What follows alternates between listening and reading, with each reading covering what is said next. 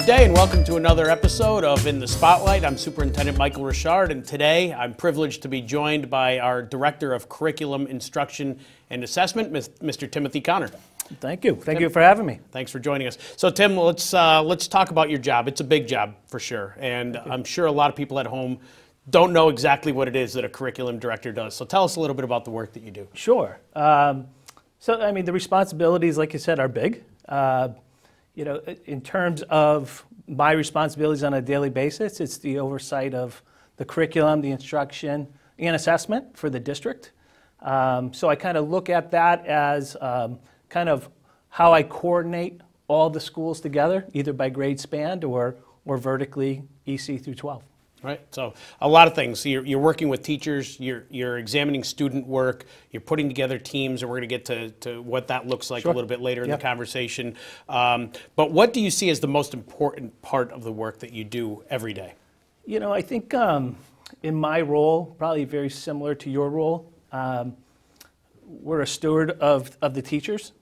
We are a support system for the principals and the teachers to ultimately impact a positive change for our kids of Westside. So I think part of the work that I try to do is add structure so that things are in a very coherent manner in terms of how we develop our curriculum, the things that we are assessing, giving opportunities for teachers to collaborate. Professional development is another thing that I feel is a huge piece of my job, to make sure that we're constantly training our teachers on the very best and latest research for the best instruction that we can give our kids at Westside. So speaking of professional development, on October 6th, we ran a very successful PD Day. We've got another one coming up on November 7th. Mm-hmm. Tell me about the shift that we have made with your help in West Springfield to making sure that teachers are getting exactly what they need, what they want out of those 5 professional development days that we schedule each year. Yeah, I think maybe what I brought was, again, just some structure. We've been able to put together professional development councils at each of the 3 grade spans, so at the elementary, the middle, and high. And anytime you put faculty together and staff, they come up with a dynamite product. So I wouldn't say it's me and solely me. I have a great team at each of the grade spans where we talk about the needs of teachers. And so we've moved towards a model that has a menu approach. So we meet about 3 times a year to discuss what our focus is. The one solo thing that I have that I want to make sure that we're doing is making sure that we're staying focused to our district improvement plan. So whatever we're training on has to have some linkage to our district improvement plan. But those teams do such a great job in helping me develop a day that hopefully is meaningful for as many people as possible. Well, the feedback to me from the PD over the last couple of years has been very positive, and so that's certainly a credit to you. Let's talk about you as a person, though, Tim. Okay. So you grew up in West Springfield. I did. You're a product of the West Springfield Public Schools. Okay. And what was it like to come home to the West Springfield Public Schools? I know you did a stint earlier in your career, but you've now come back, and talk a little bit about what that means to you. Yeah, I think it's just as you mentioned, it's coming home. When you grow up in a place, when you are so connected to a community, both growing up and when your family's very connected to the community around public service, for me to come back here is a gift. And I thank the district for having me back. There's a lot of pride that goes into the work that you do when you're highly invested in a community. And so the success of West Springfield Public Schools I take personally, and hopefully we can continue to grow and become one of the best districts in the state. Certainly, being back and knowing some people around town is also helpful, and it's satisfying. Again, for me, it's coming back home. it's such a great feeling. Well, you've come home to a building that is not like the one that you left when you Right. graduated West Springfield Right. High School. But tell me about your favorite memory as a student in the West Springfield Public Schools. One that didn't involve discipline and a vice principal. Right, right. So as a student, you know, there's so many. I keep going back to just the sense of community. When I graduated in 1988, there was just a lot of tradition, and I see that tradition still today, maybe even more so. I think the new high school has added to that and helped kind of cultivate that a little bit more. But you know, there's so many great memories. High school was just a phenomenal experience. We had great faculty, great principals at the time. You know, certainly I enjoyed athletics at the time, and I don't know if I have one. You know, I was able to go through West Springfield High School 2 years behind my brother, who had a successful career at West Springfield High School as well. And so all those together, I think, are worth one. All right. So you opened the door to the conversation about athletics, and you were you're proud of it, but you're also very humble about it. You were a standout athlete when you were here at West Springfield High School in multiple sports. It takes a lot of rigidity to your schedule and careful planning. What advice might you give to a student athlete today to help guide them in the right direction so that they can be successful on the playing fields, in the classroom, and then after West Springfield High School? Yeah, thank you. Yeah, I think I get better as years go on, as memories get shorter. But you know, I certainly enjoyed my time in athletics in West Springfield. You know, one of the things that I learned was that self-discipline is something that is a skill. It's something that you have to learn, and sometimes you endure it the hard way, and you learn tough lessons. But I think being any type of, whether it's, you know, an athlete or whether it's in the arts or any of the other extracurriculars that we have, having that self-discipline is something that that I had to learn, and I think that's true for so many students, even if they're leaving school to go to work. Having that schedule set to make sure that homework gets done, that true studying happens and not cramming. And I think those opportunities provide students with a lifelong, hopefully, skill set of developing patterns and schedules so that you can do the very best you can. You know, it's not easy for sure. Right, right. Well, you talk about extracurricular activities and there being carryover between athletics and an art club and a drama club, which leads me right into sort of one book, one community, Yeah. something that you were responsible to bring to West Springfield last year and over the summer and the beginning of this year. Talk to me about Turtle in Paradise and what went into it and the products that came out of it this school year. Yeah, and so it kind of goes back to our first conversation around community. It was something that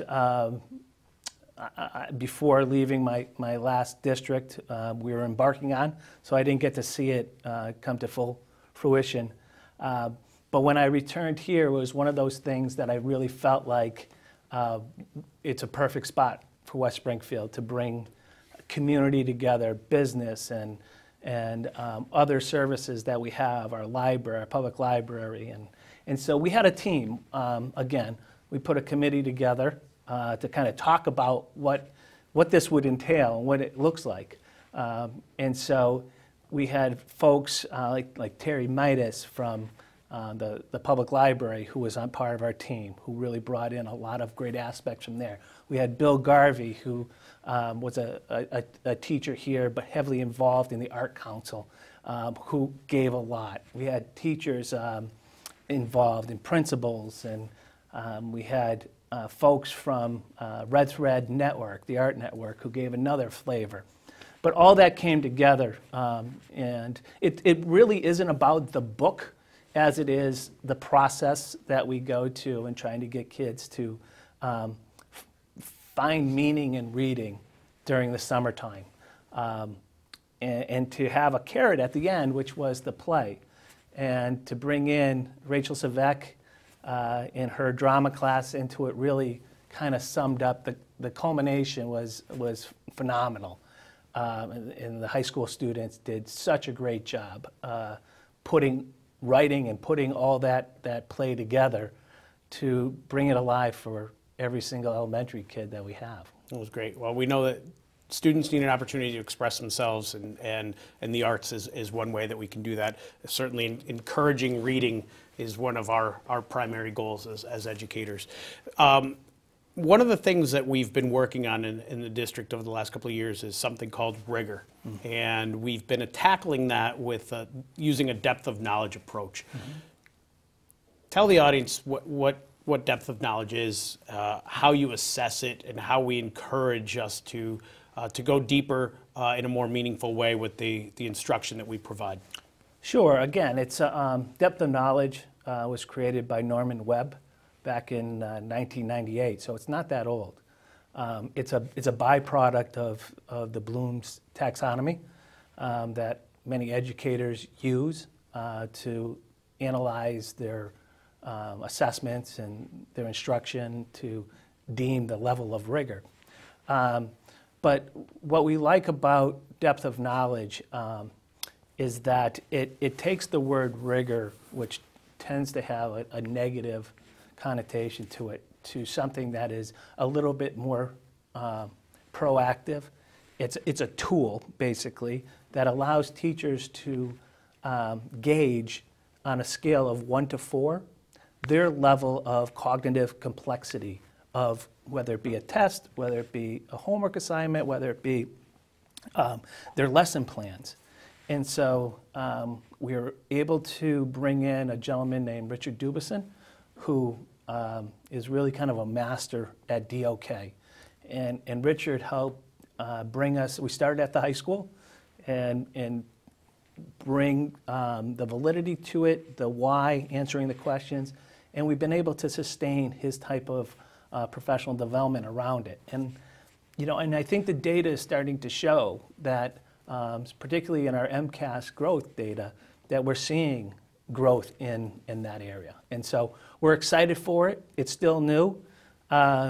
Each and every PD day, we have sessions devoted to depth of knowledge, and we have several folks that attend those. And so it's an ongoing process, and we're excited for it.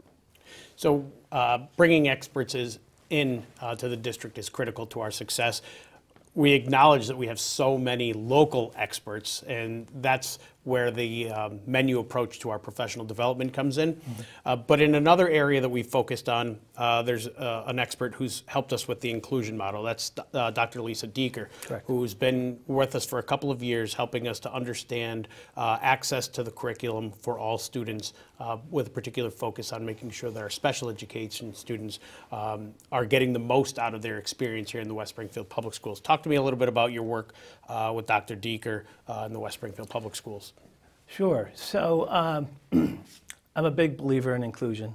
I think certainly with the standards that we have now, with the level of accountability that the students face, that the teachers face, we need to be sure that we are exposing students in a differentiated way to the core curriculum. It's not easy work. It's hard work.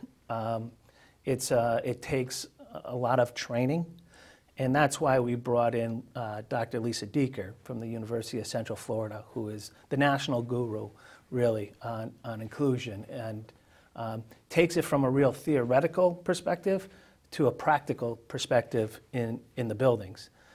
So we started with her at the high school, again, launching it there. And again, she's here most of our PD days as well. She'll be back November 7th, where she's going to be doing work at the middle school. So we're going to be moving the model towards the middle school in terms of both conversation and support. Certainly the special ed department, who owns the other half of this, it's something that they've done a great job, both Dr. Ryan Murray when he was interim, and certainly Ms. Mahoney currently, who's doing a great job helping to spearhead this and move it forward. I think it's the right thing for kids. It takes a lot of work, it takes a lot of patience, but I think in the long run, it's the right thing for all students. Right. People at home are probably sensing a theme here of team, the team approach, whether it's the idea of the West Springfield Public Schools and the West Springfield community being we are one, or the work that we do on a daily basis in and around schools and with our students. To that end, let's talk about data, because we can't have conversations about curriculum instruction or assessment and student achievement without talking about data. We've implemented district-wide and building-based data teams to look at our practices. Right. Talk to me about that work that you've been doing with principals and with teachers, and what some intended outcomes might be. Sure. Yeah, so one of the things that I think in every school district, certainly I think I can speak for Massachusetts, it's not that we don't have data. We have tons of data to look at. The struggle has always been in public education how we use that data. What is that data telling us? Are we just collecting it to say we collect it, or are we actually analyzing it and then putting a plan in? So looking at some sort of inquiry-based model for data review. And so what we started was a couple years ago was looking at what is the best data model. Again, this is focused in our district improvement plan.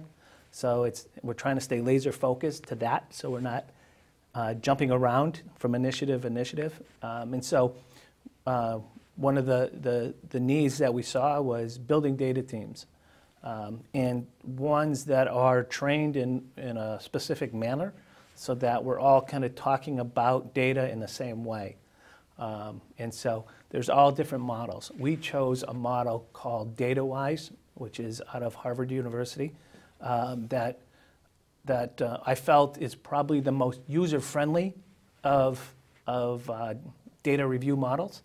And so we started last year training each of the buildings on that, and they're at different stages right now of training. So basically we're using that as a guide for our discussions and how we build out our data teams. But they're growing, and it's great to see that they're growing. I think what it has done and will do for all the schools is, again, bring in that laser focus. What is our issues? What are we focused in on, and how are we going to fix them? Rather than kind of jumping from initiative to initiative. And so I think it adds a structure that matriculates its way up to a district data team that is important. It is a team that informs, hopefully, the district improvement plan, and certainly gives direction. But certainly the building data teams is really the nuts and bolts of where it hits the classroom. Right, right. So a ton of information that you've just shared with the public, and I'm hoping that everybody's got a better understanding about what it is that you do and how it is that we operate together to achieve some targeted results. You got an opportunity, Tim, right now to really sell a colleague out, throw them under the bus, however you want to do it. But I'm starting to get into the practice of asking if there's one person that you want to see sitting in this hot seat next. Who? Maybe not next, but certainly in the not too distant future. Who's that person? Oh boy. Who do you want to see? Dr. Perone would be a very good person in this seat. Mrs. Have to be height adjustable. We'd have height to do adjustable. Right? He is rather tall. Also I think Mrs. Doe would be another one who, when you talk about the sense of community, when you talk about West Side, you think of Diane Doe, and so I think she would be also a great a great fit here. All right, so we're going to make sure we get one or both of them on the calendar. In the All not right, too don't distant tell future. them I said that, though. I won't. Your secret is safe, and All right. if they watch it at home, I'll be happy. So thank you very much for joining us for another segment of In the Spotlight. I'm Superintendent Michael Richard, and I look forward to bringing another guest to you in the very near future. Have a great day.